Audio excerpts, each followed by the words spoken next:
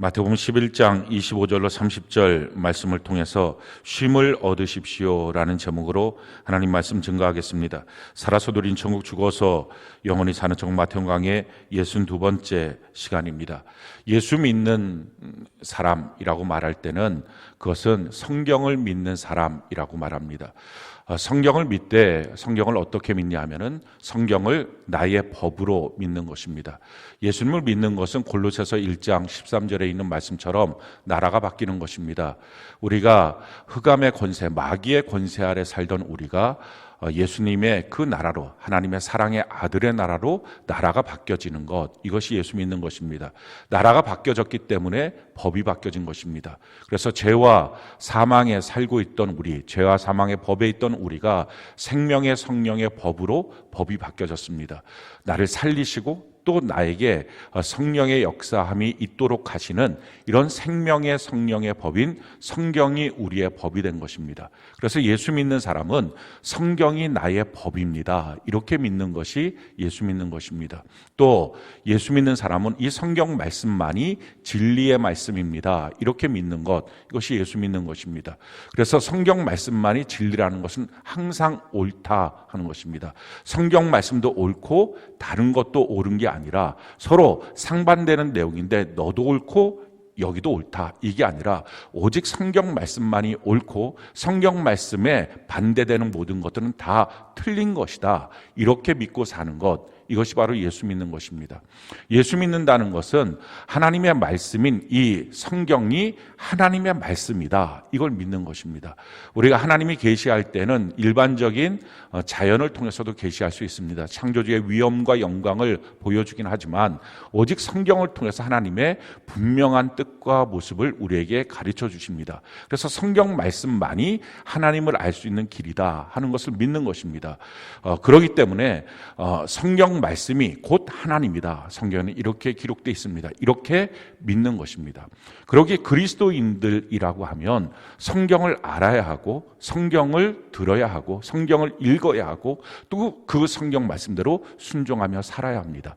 그리스도인이라고 말하면서 성경을 모르고 성경을 또 읽지도 않고 성경 말씀을 듣지도 않고 있다면 그것은 무늬만 그리스도인이지 사실은 그리스도인이 아닙니다. 정확하게 말하면 성경을 모르는 그리스도인은 그리스도인이 아닙니다. 성경을 읽지 않는 그리스도인은 그리스도인이 아닙니다. 그것은 아무 소용도 없는 종교인일 따름입니다. 성경은 과연 성경이 무엇이라고 우리에게 말씀하고 있습니까? 디모데후서 3장 15절로 17절 우리 같이 한번 한 목소리 한번 읽어볼까요? 시작.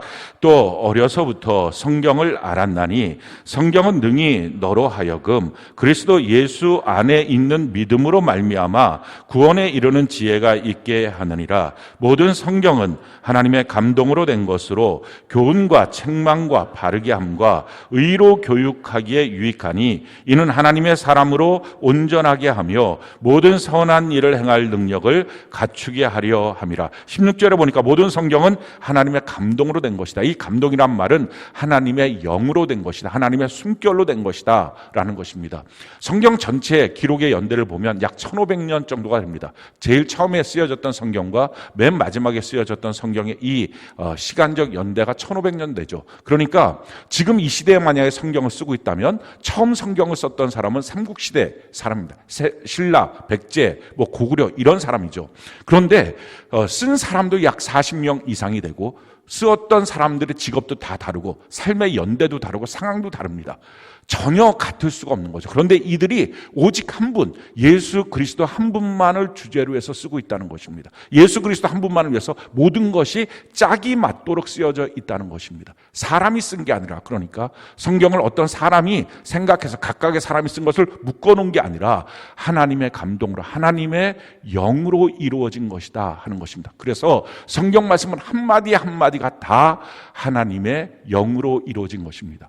그 성경이 우리에게 주는 것이 무엇입니까? 15절에 보니까 구원에 이르는 지혜를 준다 하는 것입니다. 우리가 어떻게 구원을 받는지, 또 구원의 길은 무엇인지 이걸 알 수 있는 유일한 것은 성경입니다. 어떤 사람도, 어떤 목사님도, 어떤 교회도 구원은 이런 거야 저런 거야 그렇게 말할 수 없습니다. 오직 성경만이 구원에 대해서 뭐라고 말하고 있는지, 구원을 우리에게 가르쳐주고 있는 그 지혜와 길은 성경밖에 없습니다.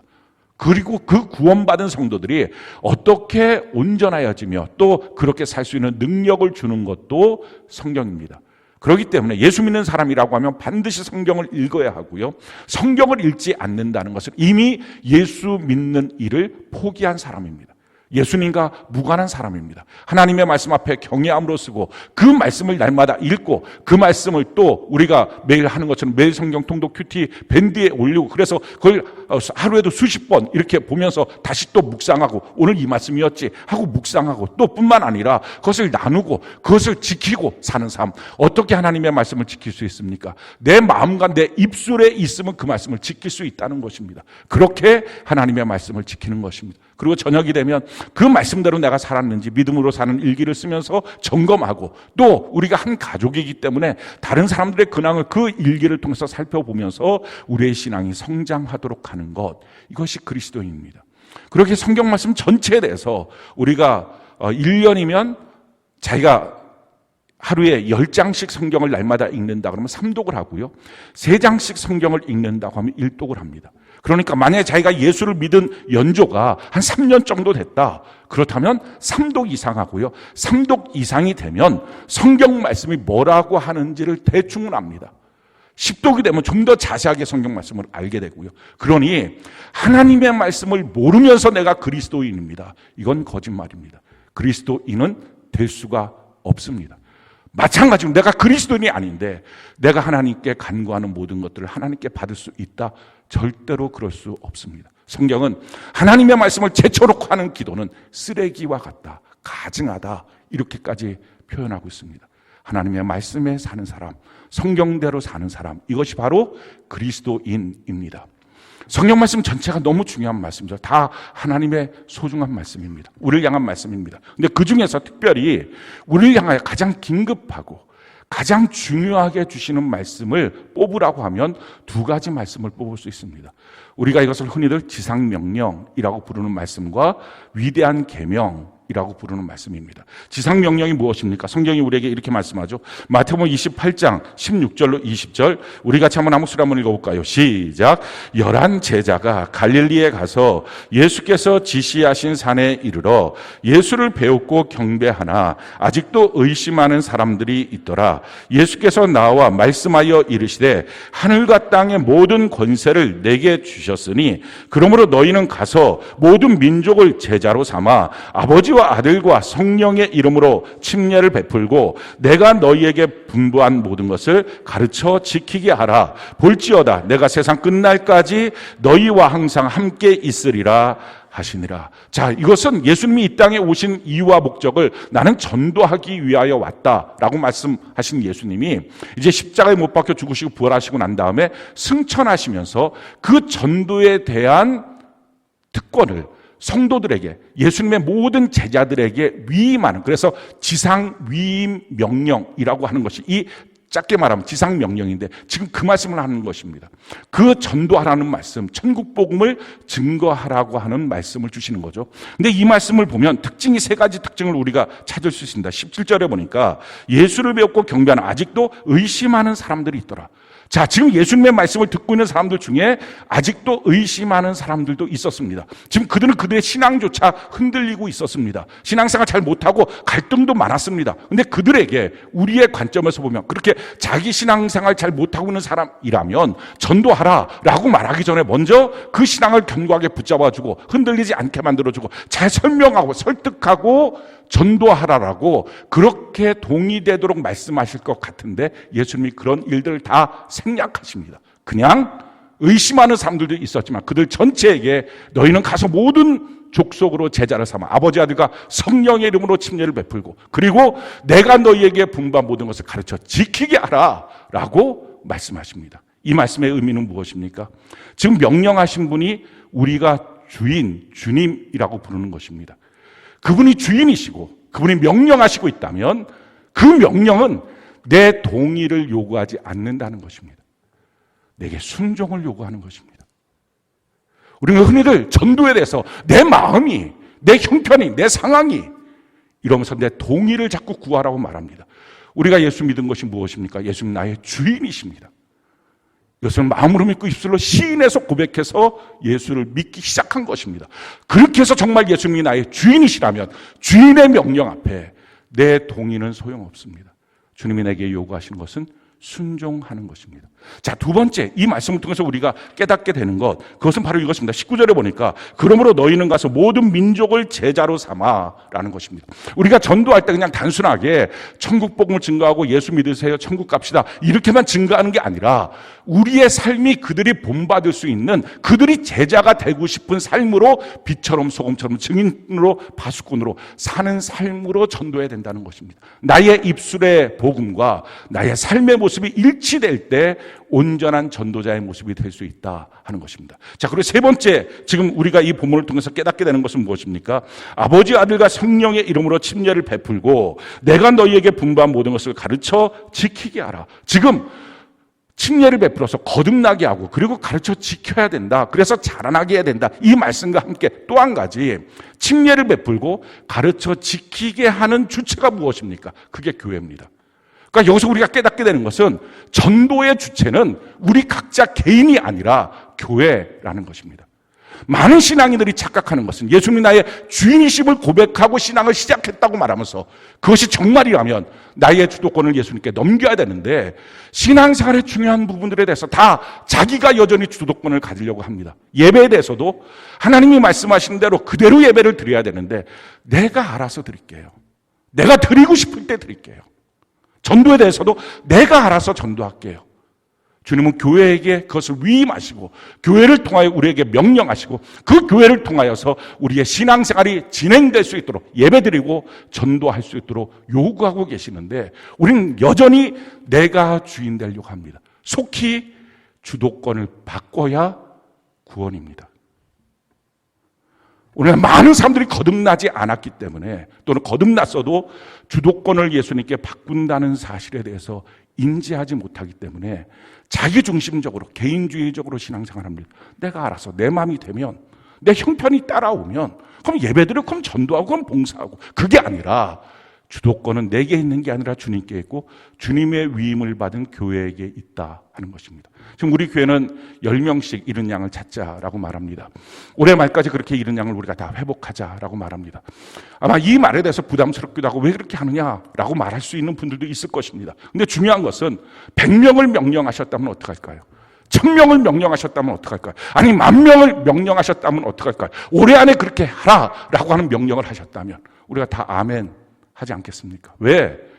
명령하신 주님 앞에 내가 내 마음에 순종의 마음이 가득 차 있으면 할 수 있는 능력과 여건은 주님이 주실 줄로 믿습니다. 항상 주님의 명령은 그렇게 진행하기 때문인 것입니다. 10명을 전도하라. 그 이유는 그렇습니다. 지금 1200만 명이 그리스도인이라고 우리가 말하고 있었어요. 근데 실질적인 지금 통계를 보면 2년 동안 코로나 사태로 2년 동안의 통계를 보면 120만 명 정도 10분지 9가 다 없어졌습니다. 아마 현장에서 전도하신 분들은 다 할 겁니다. 요즘은 정말 마지막 때가 돼서 그런지 전도하는 일이 전혀 귀에 안 들려요. 누군가에게 복음을 증거하면 지금 이 시대에 무슨 이 시국에 예수를 믿고 교회를 나가 무슨 말도 안 돼. 다 귀를 닫고 있어요. 근데 그나마 귀가 아직도 열려있는 사람들이 잃은 양들이에요. 그래요. 저 교회 가야 되는데요. TV로 인터넷으로 예배를 드리고 있기는 하지만 예배 잘 못 드리는 것 같아요. 내 신앙 다 무너졌어요. 예배 드려야 되긴 하는데요. 이렇게 주춤주춤 하면서도 귀가 조금은 열려있는 사람들이 이런 양입니다. 근데 그들이 예배를 폐함을 통하여 올해가 지나서 내년이 되고 그 다음이 되면 완전히 잃어버린 양이 아니라 죽어버린 양이 될 것 같으니까 그들에게 복음을 증거하고 다시 생명으로 나오게 하는 것입니다. 지금 한국교회는요. 이런 시국에 무슨 전도가 돼 있는 성도나 지키지 그런 말들 합니다. 저는 우리 교회를 통해서 하나님께서 지금 이때가 이른 양을 회복할 때라는 것을 보여줄 수 있는 모델된 교회가 되는 은혜가 있기를 바랍니다. 전도된다. 전도할 수 있다. 아니, 전도해야 된다. 때를 얻든지 못 얻든지 주님의 이 지상명령을 우리가 수행하는 것이 예수님의 제자고 예수님의 성도들이다 하는 것을 보여주는 것. 그래서 그것이 되는 것을 한국에 있는 5만 교회가 보고서 다 일어나서 우리 교회가 10명씩 전도한 이 일들을 통해서 나머지 교회들도 다 그래서 최소한 더 많이는 아니더라도 1,200만이 회복돼야 되지 않겠냐 하는 거예요. 그들을 다 지옥 보내겠느냐 하는 거예요. 어떤 분들은 이렇게 말합니다. 아니, 멀리 있는 분도 전도하는 거 옳지 않습니까? 왜 꼭 우리 교회 등록해서 그렇게 할 수 있는 사람만 이름을 적어내라고 하십니까? 네, 멀리 있는 사람 전도하는 것도 됩니다. 그렇지만 멀리 있는 사람은 교회를 나오는지 안 나오는지, 그래서 침례를 주고 그래서 가르쳐 지키게 하는 것이 점검이 안 되지 않습니까? 그러니 그냥 가서 전도하는 것이 전도가 아니라 진짜 그 사람을 천국 백성으로 만들려면 이 지역에 우리가 양육할 수 있는 사람들로 복음을 증거하고 오게 만들고, 멀리 있는 사람들에게는 우리가 기도함을 통해서 그 멀리 있는 지역에 있는 교회가 깨어 일어나 그 영혼들을 살리게 하는 것, 이게 정상적인 전도입니다. 사랑하는 성도 여러분, 마지막 때에 우리가 주님이 우리에게 주신 지상명령, 그분이 우리의 주인이 맞다면 마땅히 당연히 성도라고 예배드리고 있다면 당연히 하는 것입니다. 전도는 내가 동의돼서 하는 게 아니라 주님의 명령이기 때문에 하는 것입니다. 할렐루야. 그 명령을 따라 우리 모두가 순종하는 은혜가 있기를 바랍니다. 10명씩의 이름을 내는 것부터가 전도에 대한 순종의 첫걸음입니다. 그렇게 순종하기 시작해서 우리 주변에 있는 잃어버린 영혼들을 다 주님께로 인도하는 은혜가 있기를 바랍니다. 두 번째, 성경에 가장 시급하고 중요한 말씀, 그것은 위대한 계명이라고 불리는 말씀입니다. 그 말씀을 성경은 우리에게 이렇게 말씀하죠. 마태복음 22장 36절로 40절, 우리가 한번 한 목소리 한번 읽어볼까요? 시작. 선생님, 율법 중에서 어느 계명이 크니까? 예수께서 이르시되 내 마음을 다하고 목숨을 다하고 뜻을 다하여 주 너희 하나님을 사랑하라 하셨으니 이것이 크고 첫째 되는 계명이요 둘째도 그와 같으니 내 이웃을 내 자신같이 사랑하라 하셨으니 이 두 계명이 온 율법과 선지자의 강령이니라. 가장 위대한 계명이라고 불리는 것, 우리가 잘 아는 것처럼 하나님 사랑, 이웃 사랑입니다. 자, 근데 이 말씀에 대해서 아마 여러분들 가운데 다 아시는 말씀이죠. 그리고 그것이 기독교의 핵심적인 우리의 주신 계명이다, 이것도 다 아실 것입니다. 그러면서 이렇게 말할 거예요. 제가 제 나름대로 하나님 사랑해요. 제 나름대로 이웃 사랑해요. 그런데요, 나름대로 하는 것은 성경적이지 않습니다. 성경대로 하는 것이 그리스도인입니다. 그래서 나름대로 하는 것을 사랑이라고 말하지 말고 그걸 회개할 제목으로 말해야 됩니다.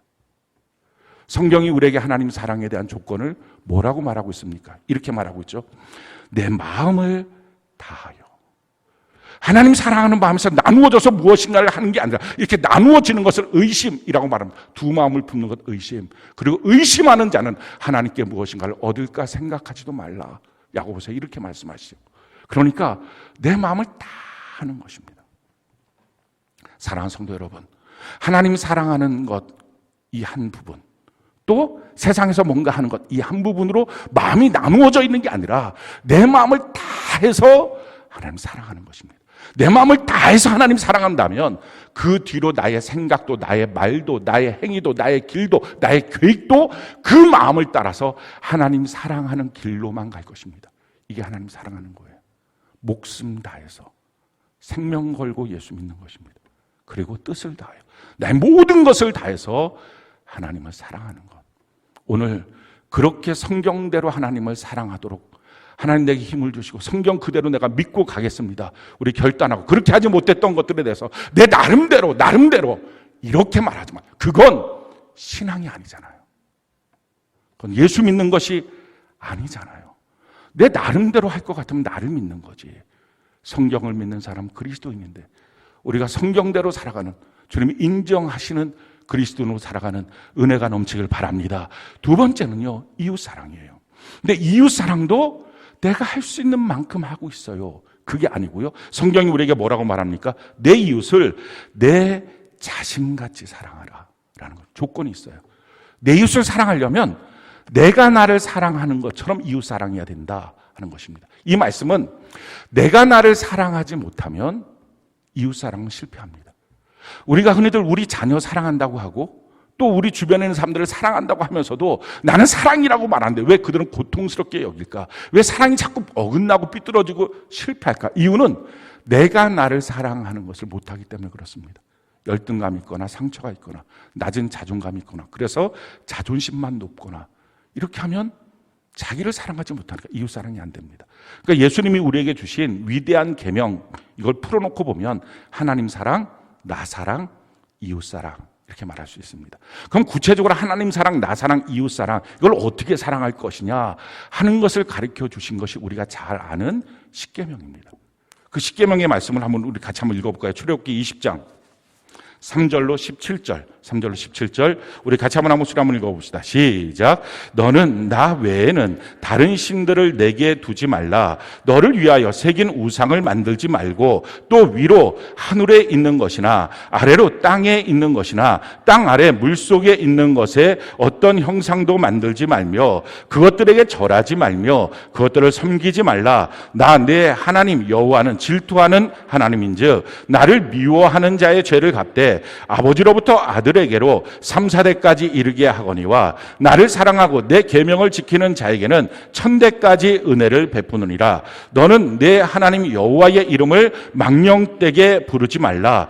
여호와는 그의 이름을 망령되게 부르는 자를 죄 없다 하지 아니하리라. 안식일을 기억하여 거룩하게 지키라. 엿새 동안 힘써 내 모든 일을 행할 것이나 일곱째 날은 내 하나님 여호와의 안식일인즉 너나 내 아들이나 내 딸이나 내 남종이나 내 여종이나 내 가축이나 내 문 안에 머무는 객이라도 아무 일도 하지 말라. 이는 엿새 동안에 나 여호와가 하늘과 땅과 바다와 그 가운데 모든 것을 만들고 일곱째 날에 쉬었음이라. 그러므로 나 여호와가 안식일을 복되게 하여 그날을 거룩하게 하였느니라. 내 부모를 공경하라. 그리하면 내 하나님 여호와가 내게 준 땅에서 내 생명이 길리라. 살인하지 말라. 간음하지 말라. 도둑질하지 말라. 내 이웃에 대하여 거짓 증거하지 말라. 내 이웃의 집을 탐내지 말라. 내 이웃의 아내나 그의 남종이나 그의 여종이나 그의 소나 그의 낙이나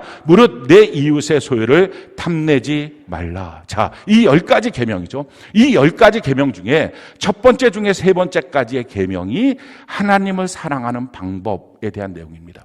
하나님 사랑하려면 하나님 외에 다른 거 내가 마음속에 두지 말라. 신처럼 두려워하거나 또 그걸 더 지나치게 사랑하거나 그 사랑하는 대상이 동일 수도 있고 사람일 수도 있고 또 다른 일일 수도 있는데 그런 거 하지 마라. 오직 하나님 한 분만을 너희가 사랑하고 섬겨야 된다. 그분만을 신뢰하고 믿고 따라야 된다. 두 번째는요, 우상 숭배하지 마라. 우상 만들지 마라. 우상 앞에 가서 절하지도 말고 그 우상 앞에 하나님을 우상처럼 말 못하는 우상처럼 만들어서 하나님의 말씀이 뭔지 귀담아 듣지도 않으면서 너 맘대로 신앙생활 하지도 말라. 세 번째가 망령되게 여호와 이름을 부르지 말라 하는 것입니다. 망령되게라는 헛되게입니다. 그러니까 아무거나 자기 유익대로 자기가 하고 싶은 대로 그냥 하나님의 이름을 막 부르는 것입니다. 이게 정말 하나님의 뜻인지 아닌지에 대해서 점검도 없이 그냥 하나님의 이름을 막 부르는 것입니다. 하나님이라면 이렇게 하시겠어. 하나님이라면 무조건 도와주겠지. 하나님이라면 잘 되겠지. 그리고 자녀를 혼내킬 때도 하나님이 더 혼내킬 거야. 이런 식으로 자기 마음대로 하나님의 이름을 붙이는 것입니다. 또 한 가지, 하나님의 말씀을 내가 붙잡을 때 내 유익대로 하나님의 말씀을 붙잡고 주장하는 것입니다. 하나님의 말씀을 붙잡는 이유는 오직 순종하기 위해서입니다. 내가 주장하거나 거기에 대해서 내가 내 삶을 방어하기 위해서 하는 것이 아닙니다. 예를 들면 남편들아, 내 아내를 사랑하기를 그리스도께서 교회를 사랑하신 것 같이 하라. 자, 이 말씀은 주제가 누굽니까? 남편들입니다. 그러니까 남편들이 그 말씀을 듣고 순종하기 위해서 이 말씀을 붙잡아야 되는데 만약에 이 말씀을 아내가 붙잡고 남편들은 아내 사랑하기를 이렇게 사랑하라고 하도록 해서 라고 만약에 말을 하고 있다면 이것은 자기가 주장하기 위해서 하나님의 말씀을 붙드는 것입니다. 이것을 망령되다라는 것입니다. 그렇게 하나님의 말씀을 함부로 여기면 안 된다. 또 마찬가지로 아내들이요, 너가 내 남편에게 복종하라. 이 말씀은 아내가 붙잡고 순종해야 되는데 이것을 남편이 붙잡고 이 말씀에 대해서 주장하고 있다면 하나님을 향하여 망령되게 여기는 것입니다. 이것은 하나님을 사랑하는 것이 아닙니다.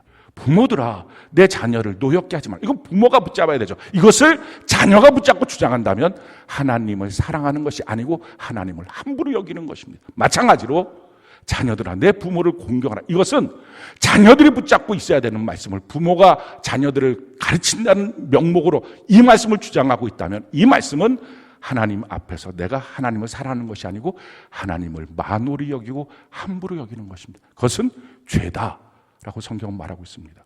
그리고 이웃사랑에 대해서는 5번째서부터 10번째까지가 이웃사랑입니다. 이웃사랑의 첫 번째 대상, 부모님입니다. 내 부모를 공경하라 라는 것입니다. 그리고 살인하지 말라, 간음하지 말라, 도둑질하지 말라, 내 이웃을 넘어뜨리기 위해서 거짓말로 그에게 무엇인가 증언하지 말라, 내 이웃의 것은 무엇이든지 탐내지 말라라는 것입니다. 하나님이 내게 주신 것으로 만족해 하지 나머지 것들을 탐내며 살면 안 된다. 이것이 이웃사랑을 하는 방식입니다. 그리고 내 자신을 사랑하는 것, 어떻게 사랑하느냐, 그렇게 주신 계명이 4번째 계명입니다. 우리가 잘 아는 계명이죠. 안식일 계명입니다. 너 이날은 쉬어야 돼, 일하지 마라는 것입니다. 자, 이 말이 왜 날 사랑하는 말씀일까요? 이유는 이 말씀을 받은 사람들이 누굽니까? 430년 애굽에서 노예 생활했던 사람입니다. 노예의 특징은 뭐예요? 일하는 짐승이에요. 그의 모든 가치는 일에 있어요. 만약에 일하지 않으면 그냥 죽어야 돼요. 일하지 않고 쉬고 있는 노예, 일하지 않고 잠만 자는 노예, 일하지 않고 먹기만 하고 병들었다고 누워있기만 하는 노예는 가치가 없는 겁니다. 그러니까 죽어야 됩니다. 그러니까 그렇게 430년 이 노예의 유전자를 갖고 있는 그들에게 하나님께서 하신 것입니다. 너 자신은 그렇게 일로서 너의 가치가 매겨지는 게 아니야. 너는 쉬어야 돼, 좀. 그래서 강제적으로 노예처럼 있던 그 사람이 쉬는 것 자체가 얼마나 불안했을까요? 쉬는 것 자체가 죽음이라고 인식하고 있었을 텐데 그 쉬는 것이 얼마나 불안했을까요? 근데 강제로 움직이지 말고 쉬어. 너 전체가 쉬고 있어야 돼 하고 안식일 법을 주신 것입니다. 쉬면서 내가 누구인지를 깨닫는 것입니다. 그때만 그랬을까요? 지금도 마찬가지예요. 지금도 사람들이 다 노예입니다. 일로서 자기의 가치를 매기려고 합니다. 그래서 그 사람 누구예요? 라고 말하면 자기의 이름을 대는 게 아니라 저는 어느 회사 다니고요, 저는 집이 어떻고요, 제가 한 달에 뭐를 얼마나 벌고 있고요, 내가 하고 있는 일은 이런 거고요, 나는 이렇게 가치 있는 일을 하고요. 그러니까 일이 자기 자신이라고 생각하는 거예요. 그래서 거기서 자기의 가치를 매기는 것입니다. 그러니까 그 일이 없어질까 봐 전전긍긍 하고 인생을 사는 것입니다. 사랑하는 성도 여러분, 사람은 일의 노예, 직장의 노예, 돈의 노예, 사람의 노예가 아니에요. 사람이 자기를 사랑하는 방식은요, 쉼을 얻을 때부터 자기를 사랑할 수 있어요. 하나님이 사람을 창조하시고 난 다음에 이것이 6일 동안 천지 만물을 창조하셨는데 6일 동안 천지 만물을 창조하실 때 마지막 창조하신 것이 사람입니다. 그래서 사람이 창조되고 난 다음에 가장 먼저 온전한 하루를 자기가 산 것, 그게 안식일이에요. 제7일 안식일. 이 제7일 안식일의 특징이 무엇입니까? 성경은 그 특징을 우리에게 이렇게 말씀합니다. 창세기 2장 3절, 우리가 자문한 목소리 한번 읽어볼까요? 시작. 하나님이 그 7째 날을 복되게 하사 거룩하게 하셨으니 이는 하나님이 그 창조하시며 만드시던 모든 일을 마치시고 그날에 안식하셨습니다. 자, 안식일, 이 쉬는 이 시간에 무엇을 주셨습니까? 복과 또한 거룩을 그에게 주셨습니다. 이 복과 거룩이 왜 중요하냐? 이유는 사람이 사람답게 살기 위해서 하나님이 맨 처음 창조됐을 때 사람에게 주셨던 것, 이게 바로 복과 거룩입니다. 성경이 이렇게 말하죠. 창세기 1장 27절 28절 우리가 자문한 목소리 한번 읽어볼까요? 시작. 하나님이 자기 형상 곧 하나님의 형상대로 사람을 창조하시되 남자 여자를 창조하시고 하나님이 그들에게 복을 주시며 하나님이 그들에게 이르시되 생육하고 번성하여 땅에 충만하라, 땅을 정복하라, 바다의 물고기와 하늘의 새와 땅에 움직이는 모든 생물을 다스리라 하신 하나님의 형상대로 사람을 거룩하게 만드셨습니다. 그리고 그에게 복을 주셨습니다. 사람이 사람다울 수 있는 것, 사람이 사람으로 살 수 있는 것은 복과 거룩이 있어야 되는데 이 복과 거룩은 쉬면서 안식 속에서 공급받는 것입니다. 사람들이 쉬질 못하는 거예요. 그러니까 복을 상실했고 거룩을 상실했어요. 그러니까 사람들이 어떻게 삽니까? 다 사람답지 못하게 사는 거예요. 사람답지 못하게 사는 사람들의 모습을 성경은 이렇게 말하고 있어요. 전도서 2장 22절로 23절 우리가 한번 한번 읽어볼까요? 시작. 사람이 해 아래에서 행하는 모든 수고와 마음에 애쓰는 것이 무슨 소득이 있으랴. 일평생에 근심하며 수고하는 것이 슬픔뿐이라. 그의 마음이 밤에도 쉬지 못하나니 이것도 헛되도다. 일평생 근심하고 수고하고, 근데 이게 결과가 다 슬픔이고 밤에도 쉬지 못하고 마음에 근심하고 있는 모습, 이게 거룩도 상실하고 복도 상실한, 사람이 사람답게 인생을 못 살고 있는, 내가 지금 왜 살고 있는 거지? 질문에 대해서 답도 못하는 인생으로 사는 것입니다. 왜 이렇게 쉬지 못할까요? 사람이 왜 쉬지 못해서 복도 거룩도 상실되도록 살았을까요? 그 이유를 성경이 이렇게 말해요. 에베소서 2장 1절로 3절 우리가 한번 목소리 한번 읽어볼까요? 시작. 그는 허물과 죄로 죽었던 너희를 살리셨도다. 그때 너희는 그 가운데서 행하여 이 세상 풍조를 따르고 공중의 권세 잡은 자를 따랐으니 곧 지금 불순종의 아들들 가운데서 역사하는 영이라. 전에는 우리도 다 그 가운데서 우리 육체의 욕심을 따라 지내며 육체와 마음에 원하는 것을 하여 다른 이들과 같이 본질상 진노의 자녀이었더니. 왜요? 세상 풍조 때문에. 몇 살 됐으면 이 정도는 돼야지. 내가 이 회사 들어갔으면 지금 이 정도 직급은 올라가야지. 내가 지금 살았으면 이 정도는 돼야지. 이 정도 지분, 이 정도 차는, 내 나이가 됐으면 결혼을 해야지. 자녀는 낳아야지. 이 세상 풍조들, 여기에 허겁지겁 쫓아간다고. 그래서 그것을 쫓아가는 힘이 뭐예요? 내 마음과 육체가 원하는 나의 욕심이 주변 사람들 보면서 막 그걸 따라가려고 그렇게 정신없이 회사 생활, 사업장, 가정생활, 자녀 양육 그렇게 하면서 달려가는 것입니다. 근데 너무 놀랍죠? 그 세상 풍조 누가 만든 거라고요? 마귀가. 쉬지 못하게 하려고 거룩과 복을 뺏어가기 위해서, 인간이 인간답지 못하게 하려고. 그것은 마귀가 다 해놓은 거예요. 근데 그것을 모르고 자기가 정신 못 차리고 그 세상의 수레바퀴 속에서 세상 풍조 가운데 살아가고 있는 것입니다. 주님이 우리에게 이렇게 말씀하세요. 시편 127편 1절 2절 우리 같이 한번 목소리 한번 읽어볼까요? 시작. 여호와께서 집을 세우지 아니하시면 세우는 자의 수고가 헛되며 여호와께서 성을 지키지 아니하시면 파수꾼의 깨어 있음이 헛되도다. 너희가 일찍이 일어나고 늦게 누우며 수고의 떡을 먹음이 헛되도다. 그러므로 여호와께서 그의 사랑하시는 자에게는 잠을 주시는도다. 우리가 집을 세우려고 지금 가정을 꾸려나가려고 그렇게 했습니까? 성경은 말해요. 여호와께서 집 세우지 않으면 너가 그렇게 집 세우려고 하는 수고가 다 헛된 거다. 아무 소용없다. 자기 사업장 지키려고, 그 성을 지키려고 그렇게 경성하고 애쓰고 있습니까? 자기의 위치를 지키려고, 회사에서의 자기의 어떤 자리를 지키려고 그렇게 애쓰고 있습니까? 주님 말씀하십니다. 그거 다 주님이 함께 하지 않으면 소용없다. 그러면서 이렇게 말씀하시죠. 너희가 일찍 일어나고 늦게 누우며 수고의 떡을 먹음이 헛되도다. 여호와께서는 그 사랑하시는 자에게 잠을 주신다. 쉼을 통해서 하나님 회복을 주십니다. 쉬지 못하는 사람들, 그게 뭐예요? 그게 노예예요. 주님 말씀하시는 거예요. 쉬어야 돼. 그래야 거룩도 얻어. 그래야 복도 얻을 수 있어. 자, 그러면 우리가 어떻게 쉼을 얻을까요? 쉼을 얻는 방법이 뭘까요? 오늘 28절, 마태복음 11장 28절 우리 같이 한번 목소리 한번 읽어볼까요? 시작. 수고하고 무거운 짐진 자들아 다 내게로 오라. 내가 너희를 쉬게 하리라. 우리를 쉬게 하실 수 있는 분은 오직 하나님 한 분이십니다. 근데 우리가 왜 못 쉬는 거예요? 성경은 말해요. 수고하고 무거운 짐을 지고 있어서. 자, 이 수고하고 무거운 짐이 뭡니까? 이게 죄의 짐이에요. 참 신기한 것은요, 죄라고 하는 것이 들어가면 평범했던 일이 다 수고가 돼요. 애쓰지 않으면 너무 힘들어요. 평범했던 일들이 다 무거운 일이 됩니다. 성경이 우리에게 이렇게 말씀합니다. 창세기 3장 16절로 17절 우리가 한번 한 목소리 한번 읽어볼까요? 시작.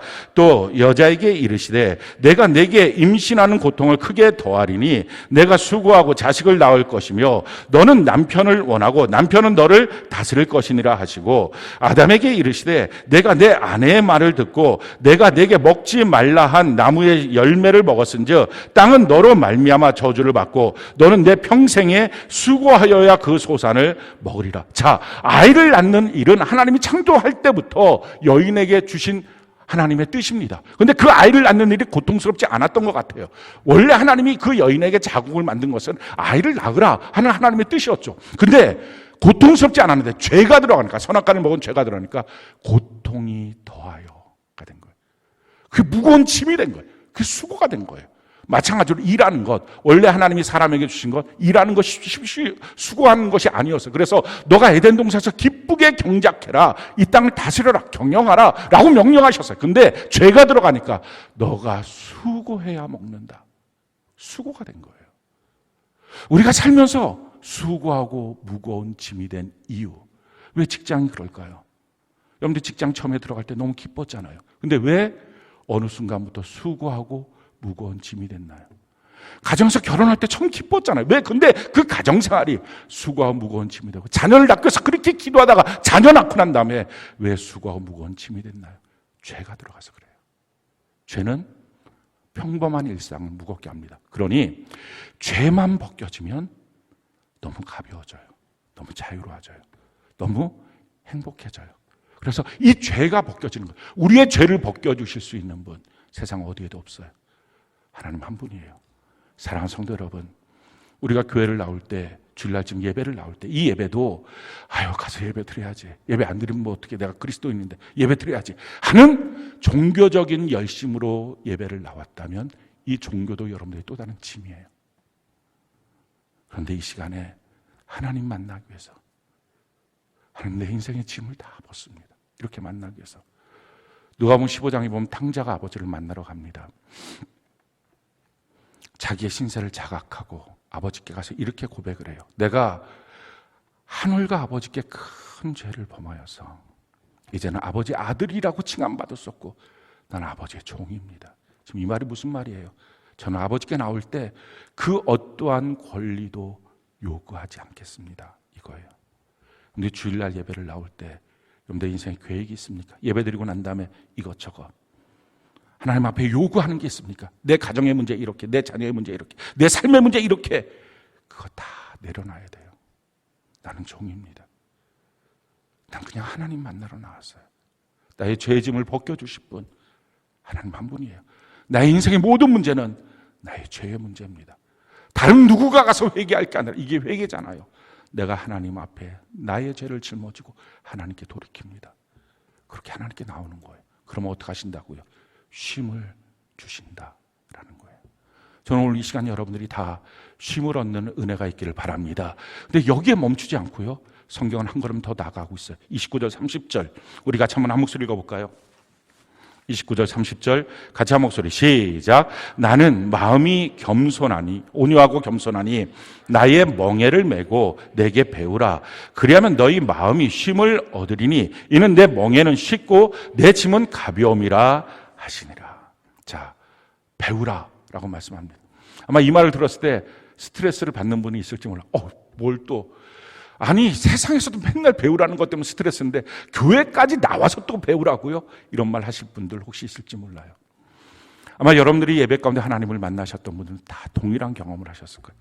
너무 자유로워, 너무 감사함, 삶이 하나도 바뀐 게 아닌데 너무 행복함, 이걸 경험하셨을 거예요. 근데 문제는 그 경험을 하고 난 다음에 일주일을 살면서 점점점 무엇인가 눌러오고 힘들어오고, 그게 전보다 더 힘들어지는 자기의 일상의 모습들을 발견했을 거예요. 그리고 또 기대를 하겠죠, 주님께 나와서. 그래서 어떻게 하나님 만나면 또 벗어지죠. 그렇지만 또 그렇게 되고, 그러고 나서 어느 순간이 되면 하나님도 못 만나고 자기의 무거운 짐은 반복되고, 예배 드려야 된다는 생각조차도 자기의 무거운 짐이 되고, 주일날까지도 지치고, 그래서 이런 생각을 할 거예요. 주일날까지 좀 쉬지 못하고 교회를 꼭 가야 돼? 짐이니까. 아마 그렇게 생각하시는 분들이 있을 거예요. 왜냐하면 하나님 만났던 그 일이 24시간 365일 계속 내 삶의 모든 영역에서 다 그렇게 쉼이 돼야 되는데 그게 안 된 거예요. 이유는 내가 바뀌어야 돼요.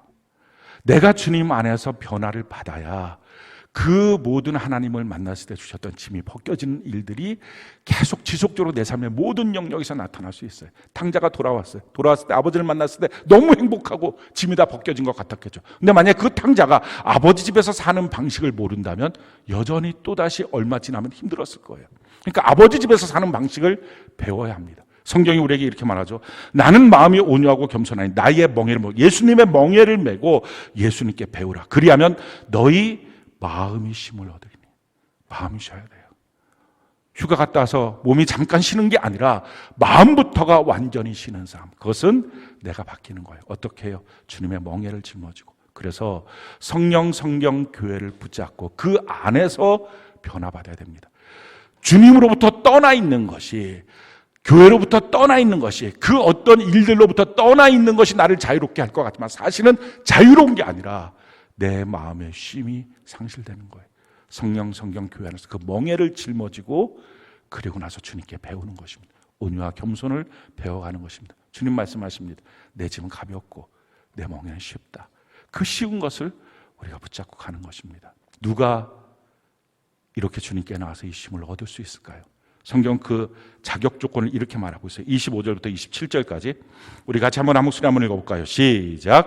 그때 예수께서 대답하여 이르시되 천지의 주제이신 아버지여 이것을 지혜롭고 슬기 있는 자들에게는 숨기시고 어린 아이들에게는 나타내심을 감사하나이다. 옳소이다. 이렇게 된 것이 아버지의 뜻이니이다. 내 아버지께서 모든 것을 내게 주셨으니 아버지 외에는 아들을 아는 자가 없고 아들과 또 아들의 소원대로 계시를 받은 자 외에는 아버지를 아는 자가 없느니라. 성경은 뭐라고 말합니까? 지혜롭고 슬기 있는 자들은 이런 거 못 듣는다는 거예요. 이렇게 못한다는 것입니다. 자기가 판단하고 자기가 생각, 뭐 이래 라고 하는 사람 못 듣는다. 누구가 들을 수 있습니까? 어린아이. 고지곧대로 주의 말씀을 들을 수 있는 사람, 고지곧대로 성경 말씀을 볼 수 있는 사람, 그 사람이 누구라고요? 예수님이 그를 선택하고 이끌겠다는 계시를 받은 자예요. 저는 여러분들 전체가 다 고지곧대로 말씀을 듣고 고지곧대로 성경을 읽는 은혜가 있기를 바랍니다. 그랬을 때 주님께로 달려가고 쉼을 얻어요. 사랑하는 성도 여러분, 우리가 쉼을 얻게 되면 어떤 일들이 생길까요? 우리 안에 쉼을 얻는 것은 목적이 아니고요, 그 쉼을 얻는 것은 나를 사랑하는 방법이잖아요. 그 쉼을 얻으면 어떻게 내가 나를 사랑할 수 있을까요? 에베소 2장 1절로 3절에 보면 쉼을 얻지 못하는 인생, 세상 풍조를 따라서 마음과 육체가 원하는 대로 그렇게 진노 속에 살아가는 인생들을 보여주고 있습니다. 그들을 향한 하나님의 사랑이 나타나죠. 그것이 에베소서 2장 4절 6절입니다. 우리 4절부터 6절까지 우리 같이 한번 한 목소리 한번 읽어볼까요? 시작. 긍휼이 풍성하신 하나님이 우리를 사랑하신 그 큰 사랑을 인하여 허물로 죽은 우리를 그리스도와 함께 살리셨고 너희는 은혜로 구원을 받은 것이라. 또 함께 일으키사 그리스도 예수 안에서 함께 하늘에 앉으시. 자, 그렇게 진노 속에 세상 풍조를 따라 마음과 육체가 원하는 그 욕심이 자기를 끌고 가서 정신없이 인생을 종종걸음으로 살아가고 있는 그들을 향해서 하나님의 사랑이 나타났어요. 그 사랑은 그 크신 사랑으로 죽었던 그를 하나님이 살려주셨어요. 그를 함께 일으켜서 그 다음에 하늘에 함께 앉게 했어요. 쉼을 준 거예요. 구원이 뭐예요? 종종걸음으로 인생을 살던 그를 쉬게 하는 거예요. 자기가 쉬어요. 안식을 취하고 나니까 그 어떻게 자기 자신을 바라봅니까? 그게 10절이에요. 10절 같이 한번 읽어볼까요? 시작. 우리는 그가 만드신 바라 그리스도 예수 안에서 선한 일을 위하여 지으심을 받은 자니 이 일은 하나님이 전에 예비하사 우리로 그 가운데서 행하게 하려 하시면. 내가 쉬고 나니까, 내가 멈추고 나니까, 내 마음이 가는 대로, 세상 풍조대로 열심히 욕심으로 달려가던 인생에서 딱 멈추고 나서 하나님을 바라보니까 그때 가서 발견하는 거예요.